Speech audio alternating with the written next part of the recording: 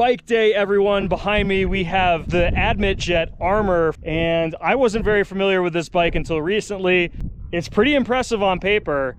Does it remind you of a specific bike? Because I'm looking at it, and it has a very similar characteristic to another bike that I'm familiar with. We'll see if you guys can figure that out too, but let's get into the details and talk about this bike. The AdmitJet Armor is putting out 12 kilowatts of power with a peak output of 22 kilowatts supplied by a swappable 72 volt 60 amp hour battery. A unique feature of the AdmitJet is that it's got a 4-speed gearbox and a clutch, something we'll definitely quantify later in this video. AdmitJet claims that the bike weighs 234 pounds, but that number is unverified, and we noticed that the bike feels a bit heavier than that claim. I'll be honest, this bike does have the looks. Some eye-catching features are the coated fork stanchions, factory-looking hard parts, and LED headlight. But does any of that matter? Only if it performs well, and that's what we're going to find out.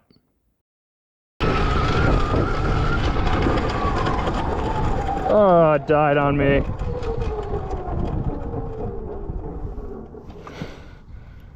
Alright, we're packing it up. Unfortunately, our first ride was short-lived. The bike malfunctioned a number of times before we called it quits. We were able to diagnose that there was an issue with our original battery, so we received a new battery from AdmitJet, and along 6 months later, we went out for the first ride.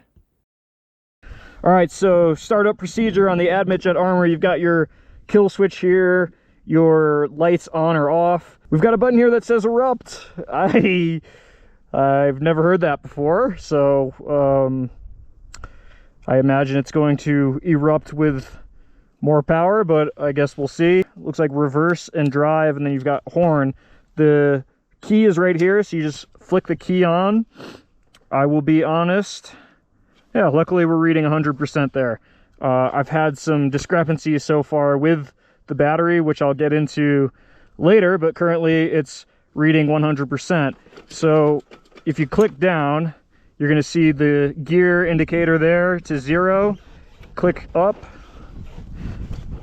and rock it back and forth a little bit to get it into gear, and now you're in first. So let's well, give this thing a go. Okay, very touchy throttle right off the bat. I'll just show you. Oh my god. I'm going to switch back and forth from the POV camera and relay some initial thoughts. The power of this bike is crude. What I mean by that is that it feels abrupt.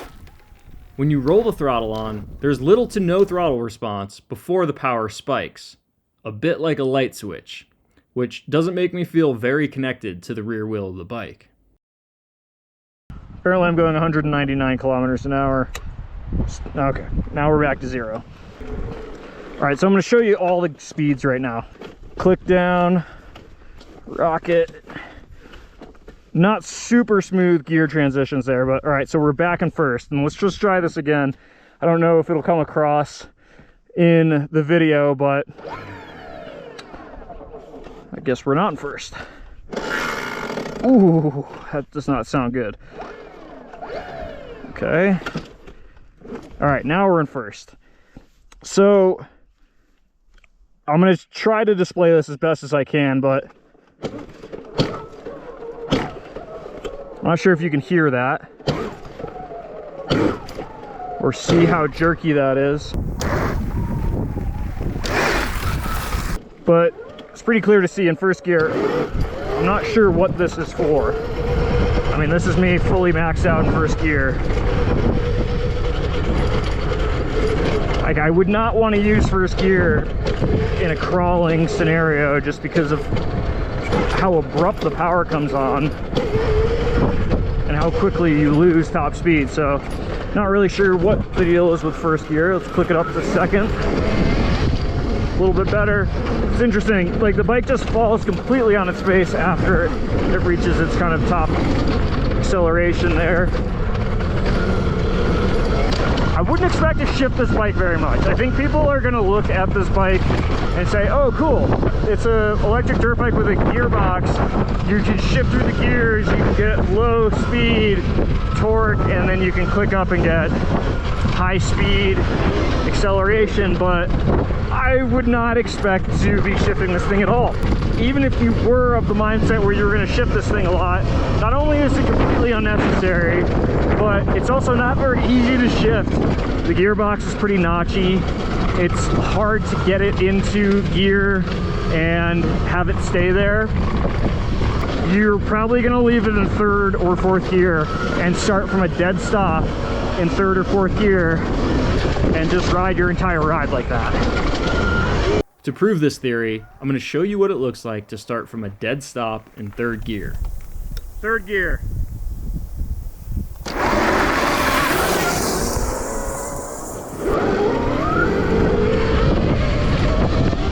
So it takes off just fine, builds power slow, but once you're up to speed, it feels where it should be.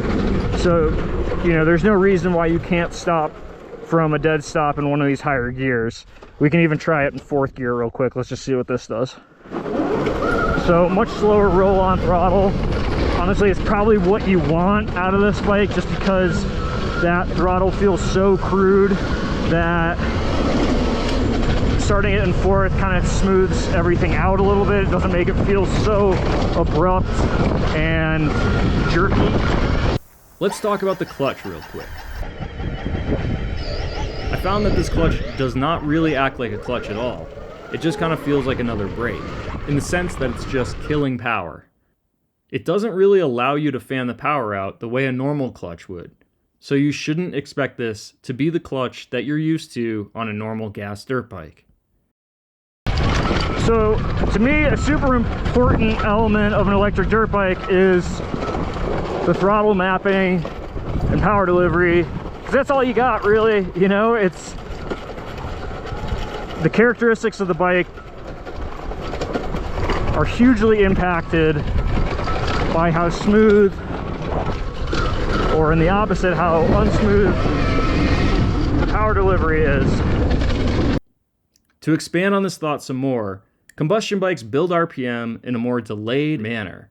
When it comes to electric, these bikes are capable of delivering almost instantaneous power, and that requires more finesse with your right wrist, which makes the bike's throttle response that much more important. Probably the best example of this done well is with the Stark Varg. Throttle response is smooth and relatively unsurprising, which creates the feeling of being connected to the motorcycle. I almost forgot the erupt button. All right, we're in fourth gear. Hit this erupt button. Wow, yeah, okay. The bike wakes up substantially.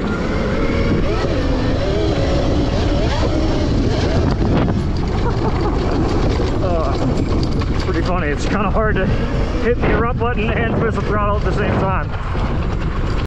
The suspension on this bike feels incredibly soft, which isn't necessarily a bad thing, but it becomes immediately clear that this is set up as a trail bike, as if the headlight wasn't already an indication of that. So just expect that this bike is going to be extremely plush. Overall, the bike doesn't feel too bad if you're riding on mellow 2-track, but I would personally avoid any high speed or technical terrain on this machine. With all of the powertrain and suspension talk out of the way, let's address the elephant in the room. This bike looks a lot like the KTM Freeride EXC chassis with white plastics on it. But when you get closer and look at the finer details and ride it, it's pretty clear that this is a budget motorcycle and not a high-performance bike. I'm always trying to be realistic with the bikes that we're testing. Sometimes I say looks can be deceiving, but in this case, it's not deceiving. It rides the way that it looks, and it looks like a budget motorcycle. I know it sounds like I'm being highly critical of this bike, and I am, but I have to be. I know many of you watch these videos and base your purchases off of some of the information that's in here. For that reason, I have an obligation to set correct expectations from the content here on ECR. And sometimes that honesty can sound a bit brutal. Those battery discrepancies that I mentioned earlier were that the battery tends to fluctuate drastically in its percentage. 1 second it could read 99%, the next second it'll say 38%. The speedometer will tell me I'm going 0 kilometers an hour or 199 kilometers an hour when I'm nowhere near either of those speeds. I don't want to make any assumptions, but it could be an indication of the quality of the components on this bike. But to circle back, when you put the bike in the context of what it is, this is an extremely affordable electric motorcycle. And what do you expect for that price? I expect what this bike feels like.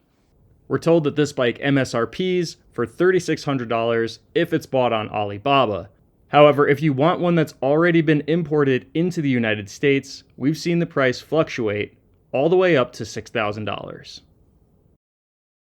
So these bikes can't all be top dollar high performance electric dirt bikes.